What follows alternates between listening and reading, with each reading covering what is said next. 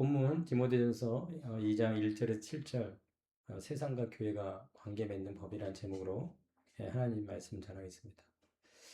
오늘 본문을 해석하는 어떤 방향이라는 것이 모든 사람을 위해 기도해라, 정부 지도자를 위해 기도해라. 어떻게 보면 어떤 게 기도의 임무를 제시하는 본문으로 이해하는 경우가 많습니다. 하지만 오늘 본문에 있어서 진정한 관심사는 뭐냐면 세상에 대한 교회의 사명, 전도를 위해 기도하라는 것입니다. 바울은 디모데에게 부탁을 합니다. 에베소의 교회를 가르쳐라. 그러니까 명백히 무시당하고 있지만 이 전도 활동에 다시 최선을 다해라. 왜냐하면 온 세상에 복음을 전하라는 이 바울의 이 명령, 이 복음 전파를 지원하는, 밀어주는 것이 바로 기도의 능력이기 때문에 그런 것이죠. 본문 해석에 어떤 잘못된 방향이 있습니다. 그게 뭐냐면 예수님의 재림이 늦어지니까 실망했기 때문에 그 실망의 결과로 나타난 현상이 뭐냐? 기독교가 살아남기 위해서 어떤 새로운 형태를 취했다라는 거죠. 그래서 모두를 위해서 기도하고 권력자를 위해 기도해라. 그래서 조용하고 평화로운 삶을 구해라. 이게 기독교의 실존이고 선한 시민이 되라. 세상의 관습에 관념에 순응해라. 재림이 지연되니까 이것이 교회가 내린 결론이다. 그래서 오늘 본문처럼 고요하고 편안한 삶을 위해서 기도해라. 그래서 국가를 위해, 나라를 위해, 정부를 위해 열심히 기도해라. 적대적인 세상 속에서 오랫동안 안전을 확보하는 것, 그 유일한 수단은 세상이 받아들일 수 있는 방식을 취해라. 그래서 세상 속에서 사는 법, 이제는 저자세로 그들을 위해 기도해 주면서 이 세상에 잘 적응해서 고요하고 평안하게 살기 위해서 이렇게 바울이 본문에 기도하라고 했다라는 성경 해석이 있습니다. 하지만 오늘 성경은 전혀 다릅니다. 바울은 세상과 교회가 관계 맺는 법이 있다.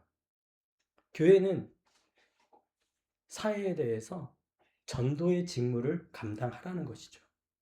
교회는 세상과 관계 맺는 방법, 법, 바로 전도하는 것이다. 그것을 오늘 본문을 통해서 말씀해 주고 있습니다.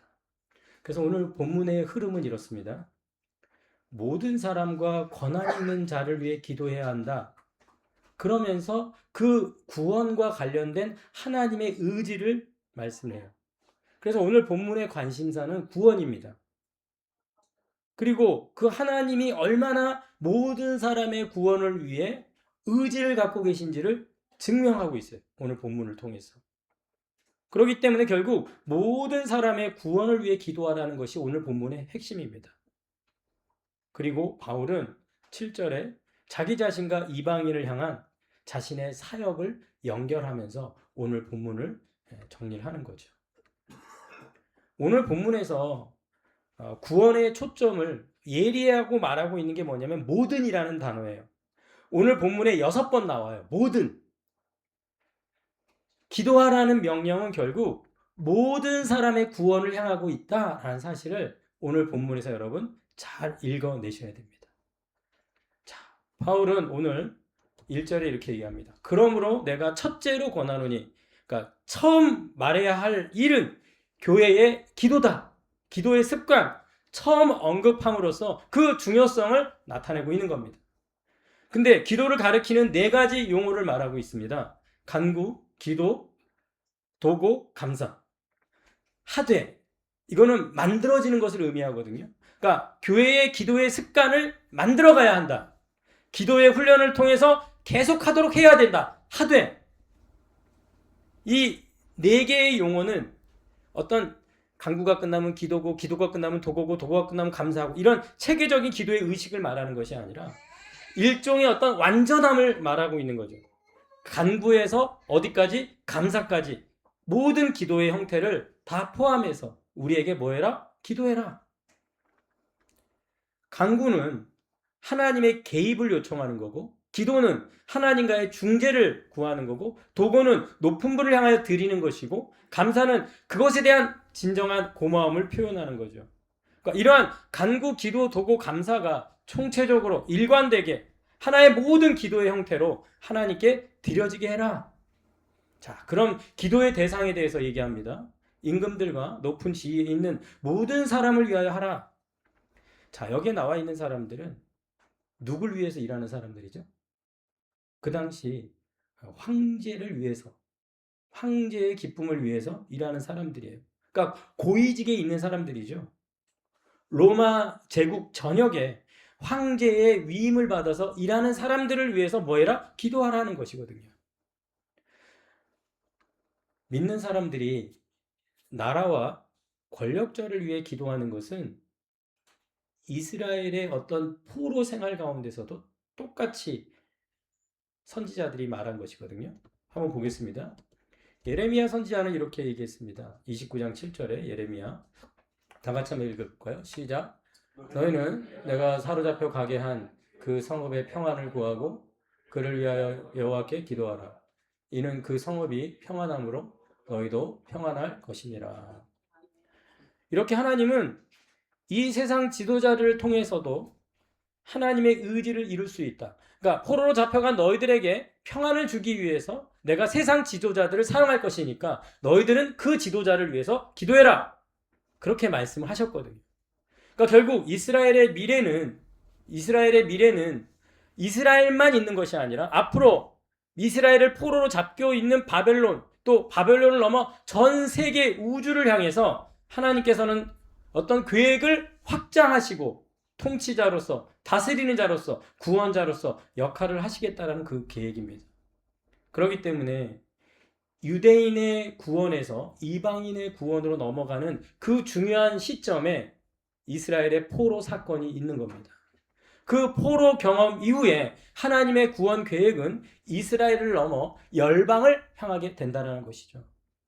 그렇기 때문에 결국 임금들과 높은 지위에 있는 자들을 위한 기도는 열방을 향한 구원의 확장에 영향을 주기 때문에 오늘 사도 바울이 그들을 위해서 기도해라. 왜요? 전도의 문이 열리도록 하기 위해서, 하나님의 통치가 이루어지게 하기 위해서 너희들은 임금들과 높은 지위에 있는 자들을 위해 기도해야 된다. 그 방향성을 본문에서 여러분 잘 읽어내셔야 됩니다. 기도의 대상에게 목적하는 바는 무엇입니까? 2절, 이는 우리가 모든 경건과 단정함으로 고요하고 평안한 생활을 하려 합니다. 자, 오늘 이 2절에서 우리는 두 가지 방향성을 느껴야 되는데, 하나는 경건과 단정함이고요. 하나는 고요와 평안한 생활입니다. 이건 두 가지 방향성이에요. 2절에 보면 고요하고 평안한 생활은 안 믿는 자들도 모두가 원하는 거예요. 그렇잖아요. 고요하고 평안한 삶은 안 믿는 자들도 다 원하는 삶입니다. 그래서 사회 안에 속한 모든 사람들이 승인하는 방식, 받아들여는 방식, 고요하고 평안한 생활. 하지만 경건과 단정함은 믿는 자만이 세상에 보여줄 수 있는 것입니다. 우린 2절에서 이것을 잘 캐치하셔야 돼요. 경건함이라는 것은 하나님을 아는 지식과 그 지식에서 나오는 삶의 모습이거든요. 그게 경건입니다. 이 경건에 대해서 베드로 사도가 이렇게 말했어요. 경건 하나만을 율법적으로 실천하는 것, 그건 경건이 아니다. 신적 성품 8가지를 얘기했죠. 자, 믿음의 덕을, 덕의 지식을, 지식의 절제를, 절제의 인내를, 인내의 경건을. 이러한 모든 것이 갖춰져야 나오는 게 뭐다? 경건이다. 그 다음에 경건에 뭐가 있어야 돼요? 형제 우애를, 형제 우애의 사랑을. 우리가 하나님을 아는 지식, 믿음, 덕, 지식. 하지만 이것이 행동으로, 실천으로, 믿음과 실천으로 이어지기 위해 인내, 경건, 절제, 그리고 그것이 형제와 사랑으로 이렇게 원활한 상호작용이 일어나야 되는 거죠. 아는 것과 행하는 것이 하나가 되어서 계속해서 그것이 뭐라고요? 경건. 예수님을 만난 자만이 이 세상에 보여줄 수 있는 것, 참된 경건. 자, 단정함이라고 되어 있는 것은 다르게 얘기하면 존경할 만한 이런 의미입니다. 존경을 받으려면 성실하고 어떤 타당성이 있어야 되거든요. 그러니까 이거는 세상 사람들도 수용할 수 있는, 다른 사람들이 수용할 수 있어야 하는 거예요. 존경받기 위해서는. 그러니까 세상에서 믿는 사람으로 존경받아야 된다는 거예요. 믿는 자의 삶을 세상 사람들이 존경할 가치가 있다라고 말할 수 있는 그런 사회 참여적인 삶을 살아라. 그게 단정함입니다. 오늘 성경은 우리에게 이러한 경건과 단정함, 이것은 고요하고 평안한 생활에서만 나오는 것이 아니라 요동치는 세상 핍박 가운데서도, 어지러운 세상 속에서도 우리의 경건함, 단정함은 계속되어야 되는 것입니다. 그렇기 때문에 결국 고요한 상황과 평안한 상황을 구하는 이유가 뭐냐?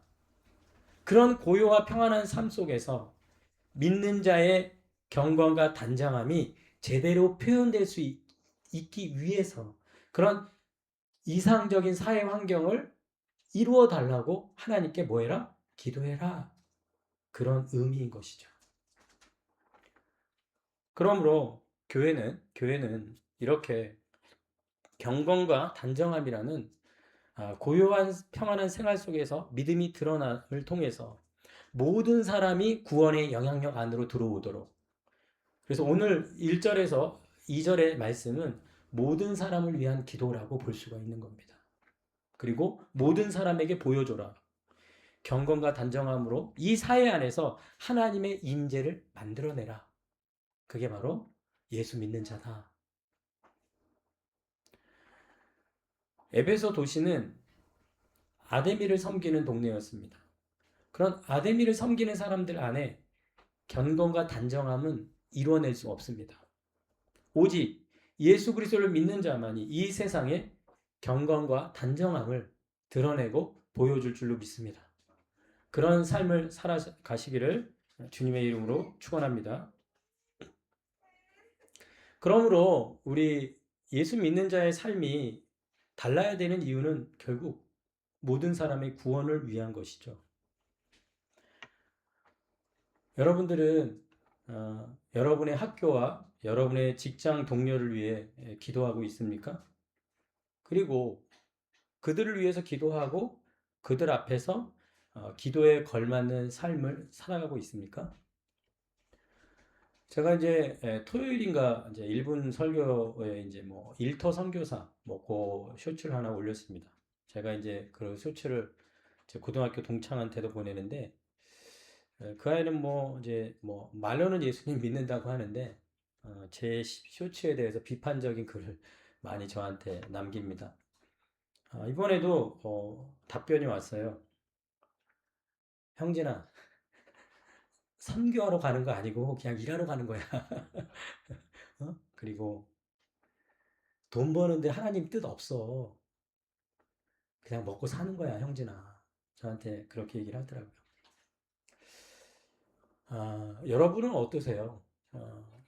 우리가 학교와 직장, 어떤 자기가 생활하는, 일하러 가고 공부하러 가는 그 영역 안에서 정말 나는 어떤 일터 선교사라는 하나님의 뜻을 실천하려는 어떤 그런 마음으로 매일 출근을 하느냐, 아니면 먹고 살아야 되니까, 돈 벌어야 되니까, 일해야 되니까 그렇게 해서 살고 계십니까? 오늘 여러분에게 한번 진지하게 물어보시길 바랍니다. 뭐 우리 뭐 양재철 집사님도 이렇게 비행을 하시지만, 이제 비행을 하시다 보면 이제 뭐 비행기 안에 그런 스태프들이 계속 로테이션 되니까 새로운 어떤 객실 승무원들을 만나게 되는데, 그때마다 기회가 되면 하나님을 전하고 예수님을 전하고 그런 역할들을 계속 저는 해오시는 걸로 이야기를 듣고, 또 다른 이제 객실 승무원들 피드백을 들어보면 그렇게 했다라는 경험들을 저한테 얘기하는 경우를 많이 듣습니다. 믿는 자가 세상과 관계를 맺을 때 내 뜻과 내 생각대로 하는 것이 아니죠. 제 고등학교 친구처럼 세상과 관계를 맺는데 내 생각대로 내 뜻대로 하는 것이 아니라 하나님이 원하시는 게 뭐냐? 출근하고 일하러 갈 때 하나님의 뜻이 뭐냐? 거기에 딱 들어맞아야 되는 거 아니겠어요? 그걸 오늘 성경은 우리에게 요구하고 있고 말하고 있는 겁니다. 이제 바울은 모든 사람의 구원을 위해 기도하라 하고 왜 그것이 하나님의 뜻에 딱 들어맞는지에 대해서 이제 증명을 합니다. 그게 이제 3절이거든요. 이것이 우리 구주 하나님 앞에 선하고 받으실 만한 것이다. 자, 구약 제사를 드리면 하나님께서 받으시잖아요. 그 각을 뜨고 짐승을 불태우면 하나님이 흠양하시면서 받으시잖아요. 그러니까 이런 것처럼 이것이 우리 구주 하나님 앞에 선하고 받으실 만한 거다. 그러면 하나님 앞에서 선한 게 뭐냐? 받으실 만한 것이 뭐냐? 이것을 바울이 증명을 하고 있는 거 아닙니까? 그러면서 4절에 이렇게 얘기하죠. 다 같이 읽겠습니다. 시작. 하나님은 모든 사람이 구원을 받으며 진리를 아는 데 이르기를 원하시느니라. 그러니까 결국 하나님이 선한 것, 하나님이 받으실 만한 것, 그건 뭐냐? 모든 사람의 구원을, 그리고 그들이 진리를 아는데 우리의 기도, 우리의 삶이 경건함과 단정함으로 고요하고 평안한 생활 속에서 드러나고 표현되고 나타남을 통해 모든 사람이 구원을 받고 진리를 아는데 이르기를 하나님이 원하는 하나님의 의지, 그 구원의 의지를 오늘 바울은 말해주고 있는 것입니다. 교회는 스스로 사회에 대한 전도의 직무를 감당해야 되고 교회는 세상과의 관계에서 맡은 위치가 있음을 분명히 깨달아야 될 줄로 믿습니다. 여러분 이것을 잊지 마시고 기억해내시길 축복합니다. 저는 이번에 여름 성경학교를 이제 경험을 하면서 우리 교회 이제 청소년들을 이제 데리고 이제 좀 뭐 작은 교회 규모의 교회들 한 10개 교회가 이렇게 한 다 같이 모이니까 한 46명? 예, 그 정도 모여서 이제 연합으로 여름 성경학교를 진행했습니다.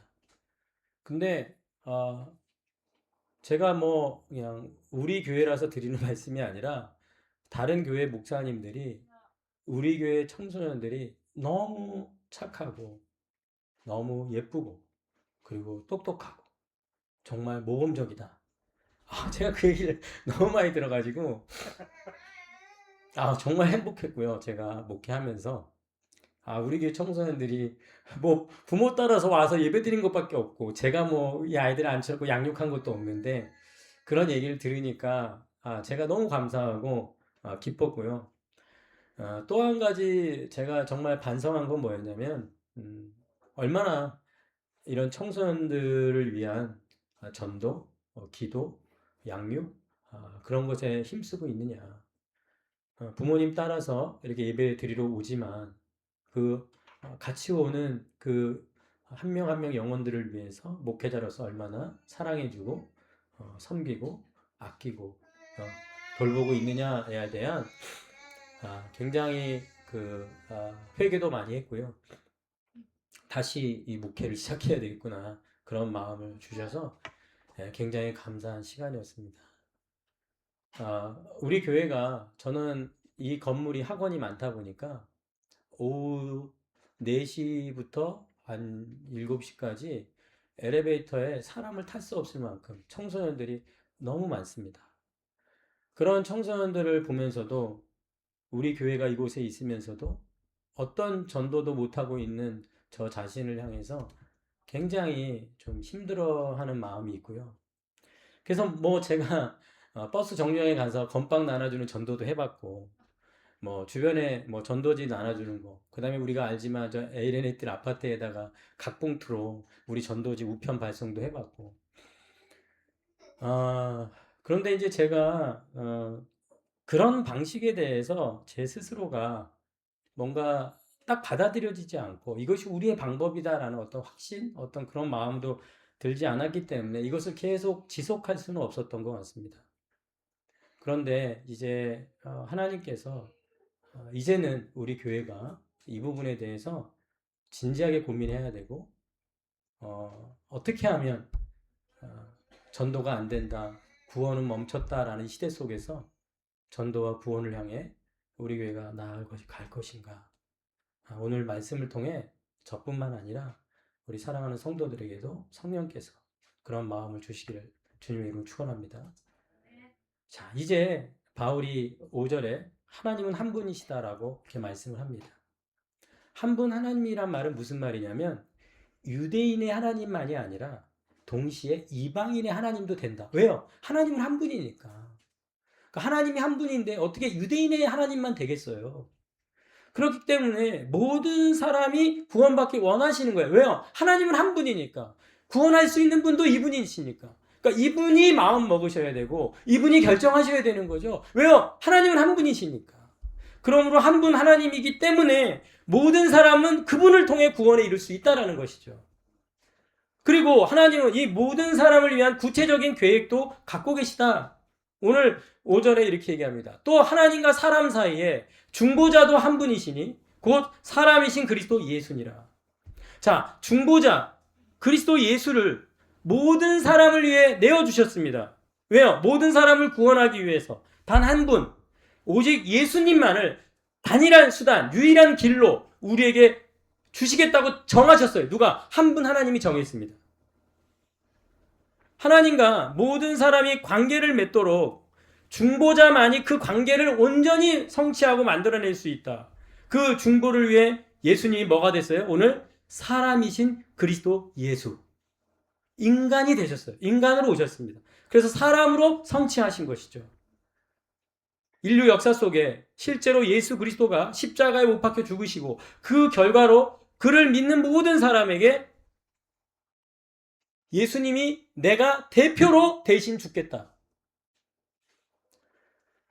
자, 우리 성경학교 다녀온 친구들 퀴즈 하나 좀 냅시다. 자, 기억날 거예요. 자, 인간을 알고 싶어요. 이제 우리가 그거 배웠죠. 자, 그렇다면 아담이 선악과를 먹었는데 왜 아담이 먹은 선악과가 모든 인간의 원죄가 됐습니까? 그게 무슨 원리라고 얘기했어요? 대표자. 또 그걸 좀 다른 무슨 원리? 이게 대표성의 원리. 야, 제대로 들었어요. 이렇게 퀴즈를 잘 맞추니까 우리 애들이 다 1등한 거 아니에요? 네. 대표성의 원리. 인간이 아담이 대표로 선악과를 따먹은 그 죄가 인간 모두를 대표한 죄예요. 마찬가지로 모든 인간을 대표해서 예수님이 십자가에 죽으심으로 의인의 대표가 되신 거예요. 그래서 그분을 믿는 모든 자는 다 구원을 받는 거예요. 이게 대표성의 원리입니다. 하나님의 구원 의지를 실행하기 위해서 예수님이 인간이 되셔서 인간의 모든 조건을 철저히 연결되어 결부시키셔서 이루어내신 일, 그게 바로 중보자도 한 분이시니 사람이신 그리스도 예수다라고 말하고 있는 겁니다. 이렇게 사람이신 예수님은 모든 사람과 같은 연대감을 가지고 해내신 일이 뭐예요? 자, 6절입니다. 다 같이 읽겠습니다. 시작. 그가 모든 사람을 위하여 자기를 대속물로 주셨으니 예하게 이르러 주신 증거니라. 아멘. 대속물로 주셨다. 이거는 모든 사람을 대표해서 자기를 희생했다. 내던졌다. 그리고 이거는 스스로 자발적으로 순종으로 결정한 거예요. 자기를 주셨으니까. 모든 사람을 위한 하나님의 구원 계획에 이런 본질적인 중보 사역, 바로 대속물로 자기를 주는 예수님이 인간으로 오셔서 인간의 대표가 되셔서 하신 일을 오늘 하나님은 계획하셨고 그 일을 역사 속에 이루어내셨습니다. 그러므로 예수님은 인간으로서 인간의 모든 경험을 똑같이 인간으로서 충만하게 참여하고 경험해야 그들의 대표자로서 하나님 앞에서 자기 희생을 통해 우리를 대신해서 우리의 구원을 이루어내실 수 있는 것입니다. 예수님은 한 인간으로 모든 사람을 구원에 이르게 하는 뭐다? 중보자다. 여러분 믿으시기 바랍니다. 그래서 우리는 구원을 받은 것입니다. 우리는 잊어서는 안 됩니다. 우리를 위해서 중보자, 대속물로 죽으신 예수 그리스도를 믿는 것이 모든 사람의 구원에 있어서 주님이 정하신 것이고 하나님이 정하신 것이고 우리에게 주신 유일한 길임을 믿으실 때 우리는 구원을 받게 될 줄로 믿습니다. 자, 이제 바울은 이런 모든 사람을 위한 기도를 말씀했고 모든 사람을 구원하기 원하시는 하나님을 말씀했어요. 바로 이것을 위해서 나는 뭐가 됐다? 사도가 됐다라고 이제 7절에 고백을 합니다. 이를 위하여 내가 전파하는 자와 사도로 생을 입은 것은 참말이요 거짓말이 아니니 믿음과 진리 안에 내가 이방인의 뭐가 됐다고요? 스승이 되었노라 이렇게 말합니다. 자신이 맡은 임무와 범위를 전파자와 사도와 스승으로 정확히 규정을 합니다. 선포자, 전파자는 메시지를 전하고 선포하는 사람이죠. 사도는 하나님의 속했다는 근거를 가진 자기의 지위를 얘기하죠. 그리고 그 다음에 스승은 가르치는 자로서 이방인의 선생으로서의 역할을 하는 것이죠. 사도 바울은 자기가 해야 될 사역에 있어서 하나님이 갖고 있는 하나님의 의지를 자기의 의지로 사용해서 하나님이 갖고 있는 목적과 하나님이 무엇을 원하시고 기뻐하시는지를 알고 자기 인생을 그대로 그것을 위해 나는 뭐 했다? 내던졌다. 그래서 나는 사도가 되었고 선포자가 되었고 전파자가 되었고 스승이 되었다라고 말하고 있는 것입니다. 하나님이 바울의 사역을 통해서 하나님이 원하시는 것을 이루어내신 것처럼 오늘도 하나님께서 우리들 가운데 우리를 통해 그런 일들을 이루어 나가실 줄로 믿습니다. 이제 사도 바울이 이런 역할을 했던 것처럼 이 7절은 이제 누구에게 말하는 거죠? 나에게 말하는 겁니다. 이를 위하여 내가 뭐가 될 거냐? 한번 따라합시다. 이를 위하여 내가 뭐가 될 거냐? 이것을 고백해 할 수 있어야 되는 겁니다. 그래서 제가 먼저 고백하겠습니다. 저는 이제 이를 위해서 우리 이제 노성희 집사님이 이제 두 분을 우리 교회에 이제 전도를 해 오시면서 김관수 선생님이나 김현지 선생님이나 이제 두 분을 이제 전도해 오셨는데 제가 그분들을 처음 접했을 때는 이분들이 계속 우리 교회에 나올 수 있을까에 대한 믿음이 참 없었습니다. 솔직히. 그런데 이제 이분들이 두 번 예배를 우리 교회에 드렸어요. 이제 세 번째 예배를 드리는 게 남았는데 제가 그런 과정 속에 하나님 앞에 구원은 계속되고 있고 하나님이 이루실 것이다 라는 믿음을 주셨습니다. 그래서 굉장히 그 부분에 있어서 목회자가 그런 믿음을 갖는다는 게 굉장히 좀 축복이고요. 그 중에 하나 이제 김현지 선생님이 이제 독서 모임을 이제 이렇게 우리 교회에서 이제 이 얘기를 했을 때 제가 좀 개인적으로 이제 이 독서 모임을 통해서 어떤 무언가가 시작됐으면 좋겠다라는 생각을 제 스스로가 했고요. 제가 그 선생님한테 부탁을 했습니다. 우리 교회에서 이런 독서 모임 같은 것들을 좀 진행할 수 있겠느냐. 근데 이제 그분은 처음에는 이제 본인이 많은 수를 놓고 동시에 해본 적이 없고 해도 한 3, 4명? 이 정도, 5명 이 정도는 가능한데 많은 인원에 대해서는 부담이 된다. 그리고 나서 이제 그분이 또 전화를 주셔가지고 하지만 이 독서 모임을 좀 전문가로 하시는 다른 리더분이 해주시기로 했다. 그럼 가능하겠느냐. 그래서 제가 그것도 괜찮다. 그래서 다음 주 23일에 우리 교회에 오셔서 이 독서 모임에 대해서 한번 설명을 하시기로 했고요. 근데 제가 이제 이 부분을 우리 교회 성도들이 이제 같이 이제 들어보시고 경험을 한 다음에 제가 최종적으로 생각하고 있는 거는 우리 청라 이 지역의 청소년들을 대상으로 이 독서 모임을 통해서 어떤 전도의 어떤 도구, 어떤 접촉점 그런 것들을 기도하면서 제가 생각을 좀 했습니다. 그래서 그 부분을 놓고 제가 이제 이를 위하여 그런 일을 우리 교회에서 해야 되겠다라는 생각을 좀 했고요. 우리 아내는 그러더라고요. 그분이 안 믿는 사람인데 안 믿는 사람이 교회에서 이렇게 뭔가를 하는 거에 대해서 우려의 마음을 표하는데 저도 좀 그 부분이 좀 걱정되는 부분이기도 하고요. 그리고 독서 모임이라는 게 어떤 성경을 뭐 배우고 가르치는 어떤 그런 방향성은 아니기 때문에 하지만 또 청라 지역의 청소년들한테는 좀 접촉하기에 좀 뭔가 다가가기에는 좀 뭔가 좀 도움이 되지 않을까라는 생각은 있어서 그리고 김현지 선생님이 이 국어를 통해서 진학과 관련된 책을 또 쓰신 분이라서 좀 그런 부분도 청라에 좀 교육열이 높으니까 어느 정도 접촉점이 되지 않겠나 싶기도 하고요.